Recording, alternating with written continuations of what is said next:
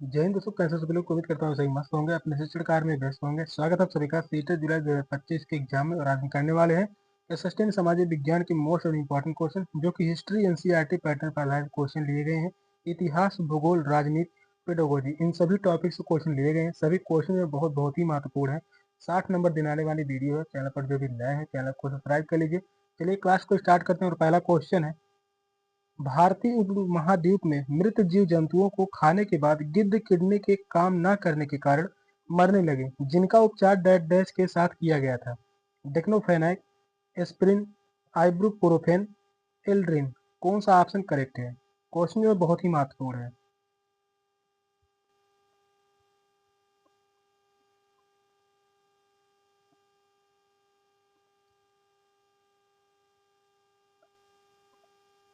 Question कह रहा है, भारतीय उपमहाद्वीप में मृत जीव जंतुओं को खाने के बाद गिद्ध किडनी के काम न करने के कारण मरने लगे, जिनका उपचार के साथ किया गया। तो वह है डिक्लोफेनाक। फर्स्ट ऑप्शन करेक्ट है, डिक्लोफेनाक। भारतीय उपमहाद्वीप में गिद्धों की मृत्यु का कारण उनके भोजन अर्थात मवेशियों के मृत शरीर में पाया जाने वाला डिक्लोफेनाक था, जो कि किडनी फेल होने का कारण है। और डिक्लोफेनाक एक सामान्य औषधि है जिसका प्रयोग बुखार व दर्द जैसे रोगों में किया जाता था। डिक्लोफेनाक का प्रयोग कहाँ किया जाता था? बुखार व दर्द जैसे रोगों में किया जाता था। फर्स्ट ऑप्शन करेक्ट है, डिक्लोफेनाक। नेक्स्ट क्वेश्चन है, अहमदाबाद सूती वस्त्र उद्योग का गढ़ केंद्र है। निम्नलिखित में से कौन सा कारक अहमदाबाद में वस्त्र उद्योग के फलने फूलने के लिए उत्तरदायी है? यह कपास की खेती वाले क्षेत्र के पास है। तूतीकोरिन पत्तन पर पहुंचना आसान है। भारत सरकार की औद्योगिक नीति, सस्ते दामों पर श्रम शक्ति की उपलब्धता। कौन सा ऑप्शन करेक्ट है?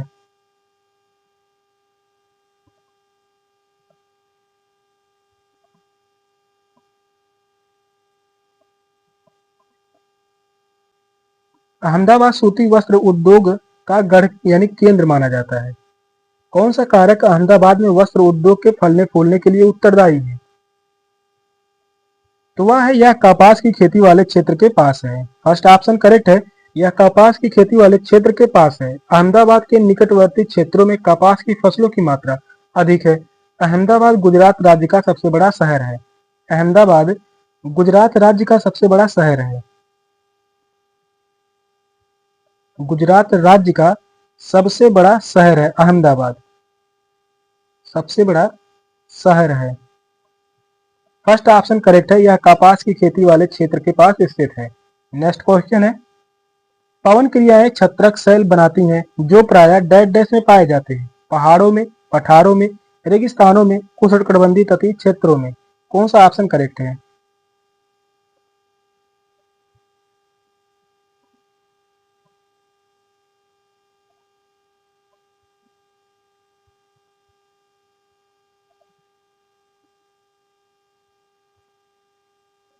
यह क्वेश्चन जो है काफी बार पूछा गया है। 2012 में यह क्वेश्चन पूछा गया था। यही क्वेश्चन 2000 यहाँ पर 2014 में क्वेश्चन पूछा गया था। और यही क्वेश्चन जो है 2022 में भी पूछा गया था। क्वेश्चन में बहुत ही महत्वपूर्ण है। पवन क्रियाएं छत्रक सेल बनाती हैं जो प्रायः कहाँ पर पाए जाते हैं? यह पाया जाता है रेगिस्तानों में। थर्ड ऑप्शन करेक्ट है, रेगिस्तानों में। मशरूम यानी चट्टान को छत्रक चट्टान भी कहा जाता है। ये किसके समान दिखाई देते हैं? मशरूम के समान। मशरूम के समान यह दिखाई देते हैं और प्राकृतिक रूप से मिट्टी तथा हवा के संपर्क में आने के कारण बनती हैं छत्रक सेल। और यह प्रायः मरुस्थलों में पाई जाती हैं। और ये चट्टानें मशरूम के समान दिखाई देती हैं। यह चट्टानें जो हैं, यह जो है मशरूम के समान दिखाई देती हैं।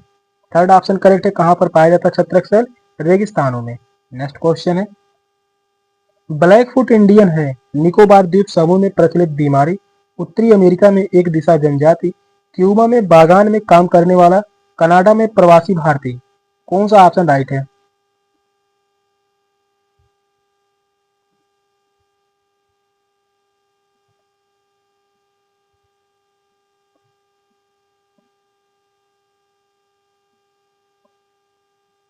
ब्लैक फुट इंडियन है उत्तरी अमेरिका में एक दिशा जनजाति। सेकंड ऑप्शन करेक्ट है, उत्तरी अमेरिका में एक दिशा जनजाति। ब्लैकफुट इंडियन उत्तरी अमेरिका की एक स्थानीय जनजाति है और स्थानीय भाषा में सिस्किका शब्द का अंग्रेजी रूपांतरण ब्लैकफुट किया गया है और ब्लैकफुट गहरे रंग के नर्म चमड़े का जूता होता है। ब्लैकफुट क्या होता है?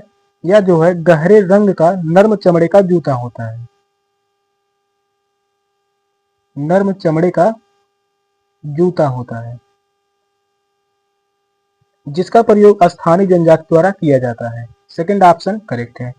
नेक्स्ट क्वेश्चन है, परमाणु ऊर्जा संयंत्रों में बिजली डैश डैश की प्रक्रिया द्वारा उत्पादित की जाती है। नाभिकीय संलयन द्वारा, नाभिकीय विखंडन द्वारा, नाभिकीय संगठन द्वारा, परमाणुवीय कंपन द्वारा। कौन सा ऑप्शन करेक्ट है?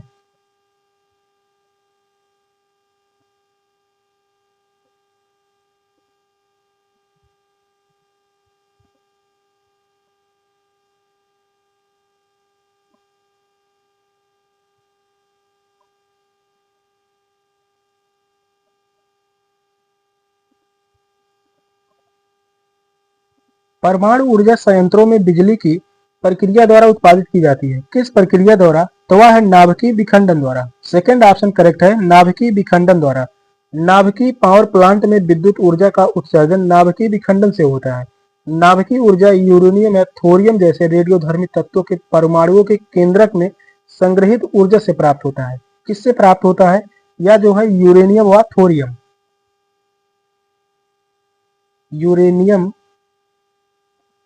यूरेनियम व थोरियम। सेकंड ऑप्शन करेक्ट है, नाभिकीय विखंडन द्वारा। नेक्स्ट क्वेश्चन है, नीचे दिए गए आरेख में किस प्रकार की वर्षा को दर्शाया गया है? यहाँ पर जो आरेख दर्शाया गया है यह किस प्रकार की वर्षा है? चक्रवाती वर्षा, पर्वतीय वर्षा, संवहनी वर्षा, सम्मुखी यानी अग्र वर्षा। कौन सा ऑप्शन करेक्ट है?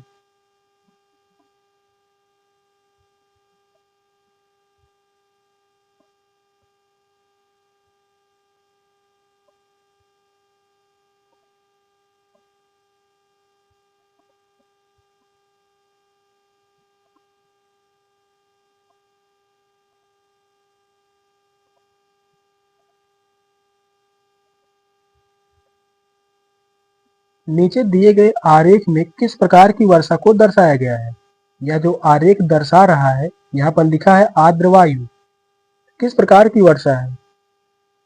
यह वर्षा है पर्वतीय वर्षा। सेकंड ऑप्शन करेक्ट है, पर्वतीय वर्षा को दर्शा रहा है। पर्वतीय वर्षा को चित्रित में दर्शाया गया है और उस समय होती है जब पहाड़ों की आर्द्रता व हवा बहकर ऊपर उठने लगती है। पर्वतीय वर्षा कब होती है? जब पहाड़ों की ओर आर्द्र हवा बहकर ऊपर उठने लगती है। सेकंड ऑप्शन करेक्ट है। नेक्स्ट क्वेश्चन है, नीचे दिया गया आरेख दिन विशेष पर पृथ्वी की स्थिति को दर्शाया है। ए बी सी डी तथा ई पृथ्वी पर स्थितियां हैं। कौन सी स्थिति में दिन का प्रकाश सबसे ज्यादा घंटों तक रहेगा? यहाँ पर दिया गया है ए बी सी और डी, यहाँ पर ई, ये सभी दिए गए हैं। किस प्रकार की स्थिति है? ऑप्शन जो है ए बी सी डी, कौन सा ऑप्शन करेक्ट होगा?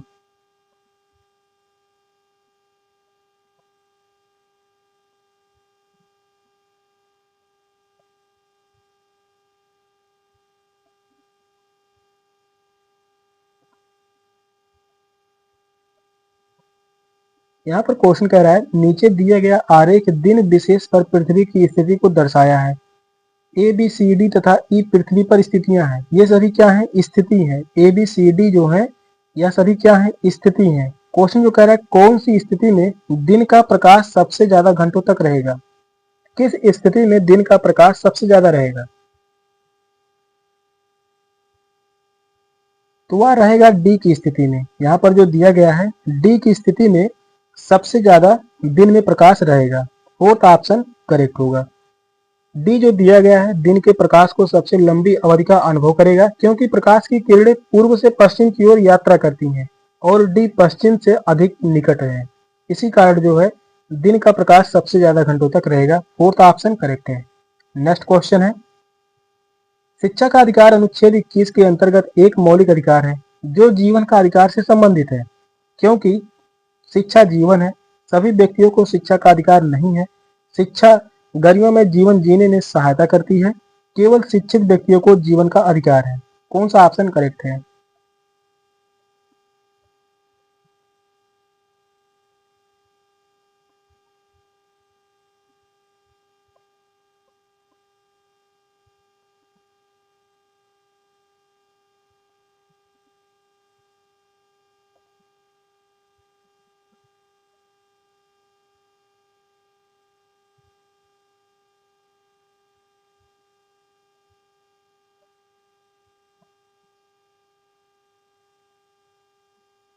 शिक्षा का अधिकार अनुच्छेद 21 के अंतर्गत एक मौलिक अधिकार है जो जीवन का अधिकार से संबंधित है,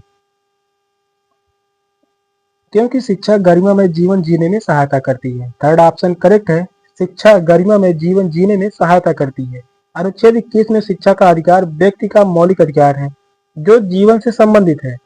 व्यक्ति शिक्षा के माध्यम से ही सम्मानित जिंदगी जी सकता है और इस प्रकार प्रत्येक व्यक्ति को सम्मानित जिंदगी जीने का अधिकार है। थर्ड ऑप्शन करेक्ट है। नेक्स्ट क्वेश्चन है, जनहित याचिका यानी PIL द्वारा डैश डैश आई है। न्याय मिलने में बढ़त, न्याय मिलने में बाधा, न्यायिक सक्रियता में गिरावट, सरकारी कामकाज में बाधा। कौन सा ऑप्शन राइट है?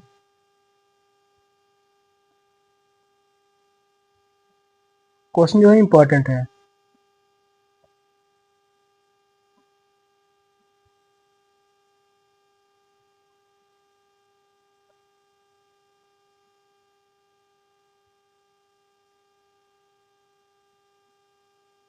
जनहित याचिका द्वारा डैश डैश आई है।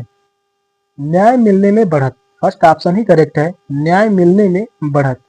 जनहित याचिका के कारण लोग न्याय पाने के प्रति अधिक सजग हो रहे हैं और प्रत्येक भारतीय नागरिक को न्याय प्राप्त करने का अधिकार है और यह आम लोगों के मुकदमे को तेजी से निपटाने में सहायता करती है। फर्स्ट ऑप्शन करेक्ट है।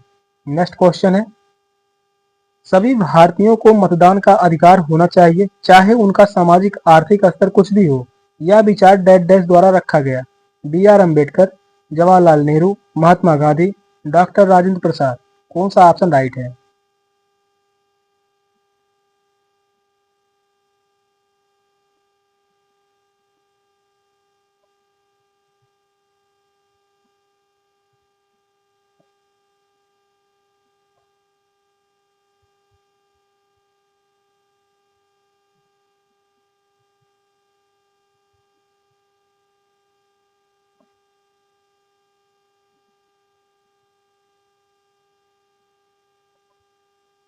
सभी भारतीयों को मतदान का अधिकार होना चाहिए उनका सामाजिक स्तर कुछ भी हो। यह विचार किसके द्वारा रखा गया?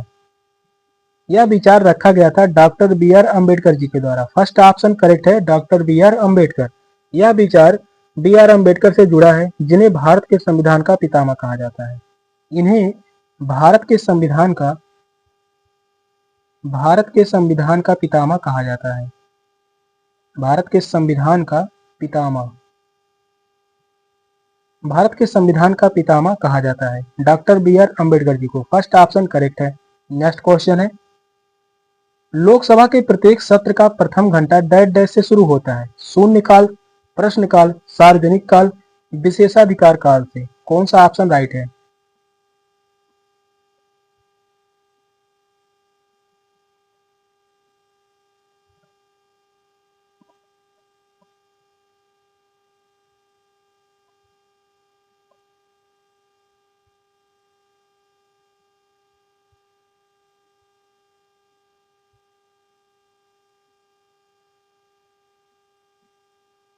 लोकसभा के प्रत्येक सत्र का प्रथम घंटा डैश डैश से शुरू होता है। यह शुरू होता है प्रश्न काल से। सेकंड ऑप्शन करेक्ट है, प्रश्न काल से शुरू होता है जिसमें सूचनाएं प्राप्त किया जाता है। इसमें जो है सूचनाएं प्राप्त होती हैं। लोकसभा के प्रत्येक सत्र के प्रथम घंटे प्रश्न काल कहा जाता है और यह महत्वपूर्ण प्रक्रिया है जिसके माध्यम से संसद के सदस्य सरकार के कार्यकाल से संबंधित सूचनाएं प्राप्त कर सकते हैं। सेकंड ऑप्शन करेक्ट है।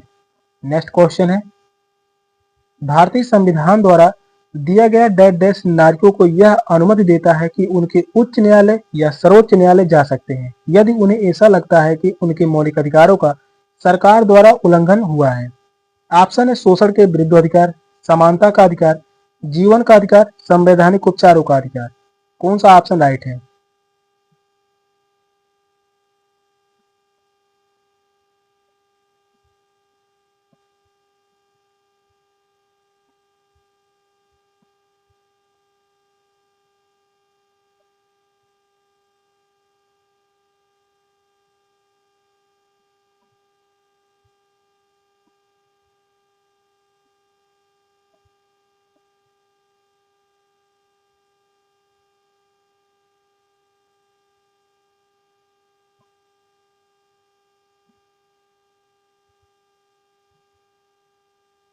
क्वेश्चन यहाँ भी बहुत ही महत्वपूर्ण है। क्वेश्चन कह रहा है भारतीय संविधान द्वारा दिया गया डैश डैश नागरिकों को यह अनुमति देता है कि वे उच्च न्यायालय या सर्वोच्च न्यायालय जा सकते हैं यदि उन्हें ऐसा लगता है कि उनके मौलिक अधिकारों का सरकार द्वारा उल्लंघन हुआ है। तो वह है संवैधानिक उपचारों का अधिकार। फोर्थ ऑप्शन करेक्ट है, संवैधानिक उपचारों का अधिकार। भारतीय संविधान के अनुसार देश को प्रत्येक नागरिक हाई कोर्ट या सुप्रीम कोर्ट में ऐसे विषय से संबंधित याचिका दाखिल कर सकता है यदि उन्हें लगता है कि राज्य उनके मूलभूत अधिकारों का हनन कर रहा है और इस प्रकार के अधिकार को संवैधानिक उपचार का अधिकार भी कहा जाता है। संवैधानिक उपचारों का अधिकार किस अनुच्छेद में है? तो वह है अनुच्छेद 32 में। अनुच्छेद 32 में है संवैधानिक उपचारों का अधिकार। जीवन का अधिकार या जो है अनुच्छेद 21 में, या जो है अनुच्छेद 21 में। समानता का अधिकार या जो है अनुच्छेद 14 से 19, 14 से 19 में समानता का अधिकार। शोषण के विरुद्ध अधिकार या जो है अनुच्छेद 23 में, अनुच्छेद 23 में। फोर्थ ऑप्शन करेक्ट है, संवैधानिक उपचारों का अधिकार, जो कि इसका वर्णन किया गया अनुच्छेद 32 में, जिसे संविधान का आत्मा कहा जाता है। नेक्स्ट क्वेश्चन है, आदिवासियों को रंग बिरंगे कपड़े पहने, सिर पर मुकुट लगाए और नाचते गाते हुए एक रूढ़िबद्ध रूप में प्रदर्शित करने के परिणाम स्वरूप प्रायः आदिवासी संस्कृति को प्रोत्साहन मिलता है, भारतीय संस्कृति की विविधता प्रदर्शित होती है, संसार का ध्यान गरीब आदिवासियों को समस्याओं की ओर आकर्षित होता है, इस प्रकार के समूहों के प्रति भेदभाव होता है। कौन सा ऑप्शन करेक्ट है?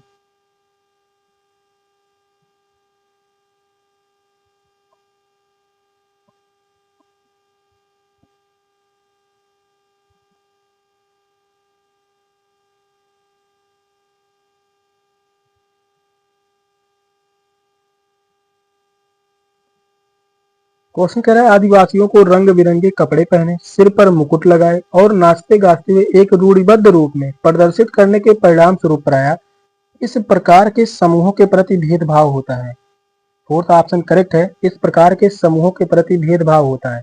यहाँ पर जो दिया गया रूढ़िबद्ध रूप में प्रदर्शित करने के परिणाम स्वरूप, आदिवासी को रंग बिरंगे परिधानों में सिर पर मुकुट लगाए और नाचते गाते हुए रूढ़िबद्ध रूप में प्रस्तुत करने से भेदभाव उत्पन्न होगा और वे हमेशा अपनी परंपरा का पोशाक नहीं पहनते हैं अपितु कुछ खास अवसरों पर ही पहनते हैं ये पोशाक, और इनमें कुछ शिक्षित हैं तथा वरिष्ठ पदों पर कार्यरत हैं।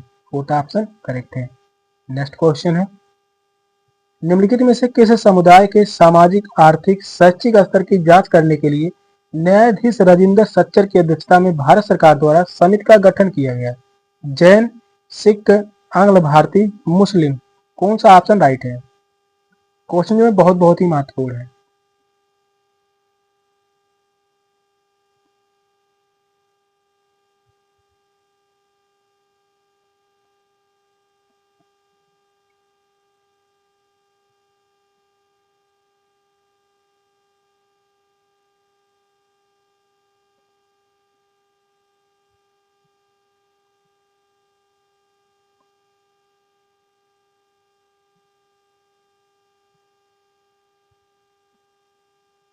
किस समुदाय के सामाजिक आर्थिक और शैक्षिक स्तर की जांच करने के लिए न्यायाधीश राजिंदर सच्चर की अध्यक्षता में भारत सरकार द्वारा समिति का गठन किया गया? तो वह है मुस्लिम। फोर्थ ऑप्शन करेक्ट है, मुस्लिम समुदाय। भारत सरकार द्वारा देश में मुस्लिमों की सामाजिक आर्थिक व शैक्षिक स्तर की जांच करने के लिए न्यायाधीश राजिंदर सच्चर की अध्यक्षता में एक कमेटी का गठन किया गया। इस कमेटी की नियुक्ति 2005 में तत्कालीन प्रधानमंत्री मनमोहन सिंह द्वारा की गई थी। इस कमेटी का गठन कब किया गया था? 2005 में। 2005 में किया गया था। उस समय प्रधानमंत्री कौन थे? प्रधानमंत्री की बात करते हैं मनमोहन सिंह। मनमोहन सिंह के द्वारा किया गया था इस समिति का गठन 2005 में। फोर्थ ऑप्शन करेक्ट है, मुस्लिम समुदाय। नेक्स्ट क्वेश्चन है, अब मीडिया को डैश डैश के द्वारा निकटि संबंधों के कारण स्वतंत्र नहीं माना जाता। सरकारी एजेंसियों द्वारा, व्यापारिक घरानों द्वारा, गैर सरकारी संस्थाओं द्वारा, नागरिक समाज द्वारा। कौन सा ऑप्शन करेक्ट है?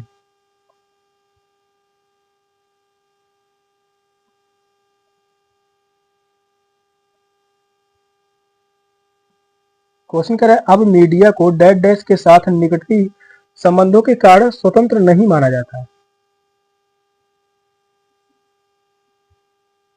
तो वह है व्यापारिक घरानों द्वारा। सेकंड ऑप्शन करेक्ट है, व्यापारिक घरानों। व्यापारिक घरानों से अपने संबंधों के कारण मीडिया को अब पूर्ण स्वतंत्र नहीं माना जाता। पूर्व में प्रेस को स्वतंत्रता का चौथा स्तंभ माना जाता था, यानी मीडिया को स्वतंत्रता का चौथा स्तंभ माना जाता था। चौथा स्तंभ माना जाता था। मीडिया को चौथा स्तंभ माना जाता था, परंतु वर्तमान में इसका स्वरूप पूरी तरीके से वाणिज्यिक हो गया है। सेकंड ऑप्शन करेक्ट है, व्यापारिक घरानों। सेशन का लास्ट क्वेश्चन था। क्वेश्चन कैसे लगे कमेंट में जरूर बताइएगा। चैनल पर नए हैं, चैनल को सब्सक्राइब कर लीजिए। मिलते रहेगी क्लास में, तब तक के लिए बाय बाय, टेक केयर, जय हिंद।